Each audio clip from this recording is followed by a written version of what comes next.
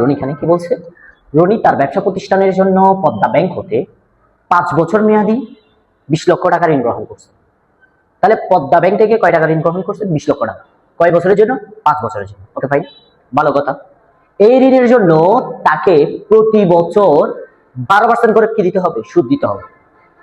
তিনি 5 বছর সমান কিস্তিতে এই অর্থ ফেরত দিতে চান। তার মানে এই অঙ্কটা কিসের? আমাকে ধাপে ধাপে টাকাটা পরিশোধ করতে হবে। টাকা আমি ঋণ নিব কত? 20 লক্ষ টাকা। তাহলে আমি যে 20 লক্ষ টাকা করে ঋণ নিব, এই ঋণের টাকাটা আমি কয় বছর ধরে দিব? 5 বছর ধরে দিব। তো আমাকে প্রথমত কি বলছে, জনাব রনির কিস্তির পরিমাণ নির্ণয় কর, মানে আমি প্রতি বছর কয় টাকা করে তাকে পরিশোধ করব। তাহলে আমরা অঙ্কটা শুরু করি। আমরা অঙ্কটাতে কি পাচ্ছি? অঙ্কটাতে আমরা যে বিষয়টা পাচ্ছি, জনাব রনির কিস্তির পরিমাণ কত ছিল সেটা আমরা জানি না। তবে জনাব রনির ঋণের পরিমাণ অর্থাৎ বর্তমান টাকা হচ্ছে 20 লক্ষ টাকা। সে বর্তমানে কয় টাকা ঋণ গ্রহণ করবে? 20 লক্ষ টাকা। সময় মানে ওই যে আমাদেরকে বলছে কিস্তি অর্থাৎ 5 বছর সমান কিস্তি, তার মানে এন এর বছর কত? 5 বছর। সুদের হার 12%। সুদের হার 12%। তাহলে সুদের হার 12% সেটা কোথায় পাইছি? আমরা প্রশ্নে পাইছি। তাহলে আমরা যদি প্রশ্নের ভিত্তিতে আমরা যদি অঙ্কটা শুরু করি, সেখানে কি বলছে? বলছে যে বার্ষিক ভিত্তির বর্তমান মূল্য আমরা জানি বিদায় আমরা বার্ষিক ভিত্তির কি ইউজ করবো? এখানে সূত্র যেটা ইউজ করব সেটা হচ্ছে পিবির সূত্রটা। তাহলে পিবি সূত্র আমরা কি জানি?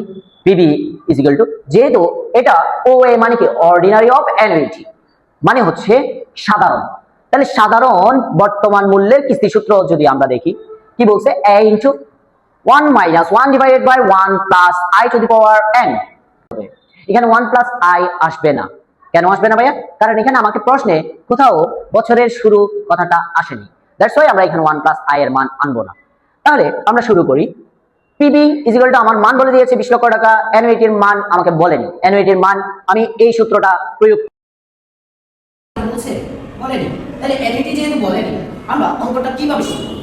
তাহলে 1 প্লাস i এটা মান যোগ করে টু দি পাওয়ার 5 এটা ক্যালকুলেশন করে আমরা কত পাচ্ছি? 1.7623। এই সম্পূর্ণ মানটাকে আবার আমি পরবর্তী লাইনে কি করেছি? ভাগ করেছি। কত দিয়ে? 1 দিয়ে। তাহলে 1 দিয়ে ভাগ করার পর আমরা মান পাচ্ছি 0.5674। ওকে, এটাকে আমরা কি করব? 0.12 দিয়ে ভাগ করব মাইনাস করার পর। তাহলে আমরা মাইনাস করার পর এটা ভাগ করলাম। ভাগ করার পর আমার পরবর্তী কাজ কি? পরবর্তী কাজ হচ্ছে a ইনটু, তাহলে আমি ভাগ করার কত পাইছি? 3.6048। আচ্ছা, এটাকে যদি আমি এই পাশে আনি তাহলে a ইনটু 3.6048 এটাকে ওই পাশে নিয়ে গেলে কত হচ্ছে? a ইকুয়াল টু আমার পিবির মানটাকে আমি কত দিয়ে ভাগ করব? a দিয়ে যে মানটা গুণ ছিল সেটা ভাগ করব। তাহলে কয় টাকা পাচ্ছি আমি? 5,54,819 টাকা। তাহলে ঋণের কিস্তির পরিমাণ কত হলো? 5 লক্ষ। পরিমাণ কত হলো? 5,54,819 টাকা।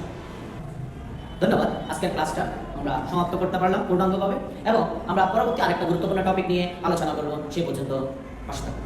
ধন্যবাদ। আসসালামু আলাইকুম।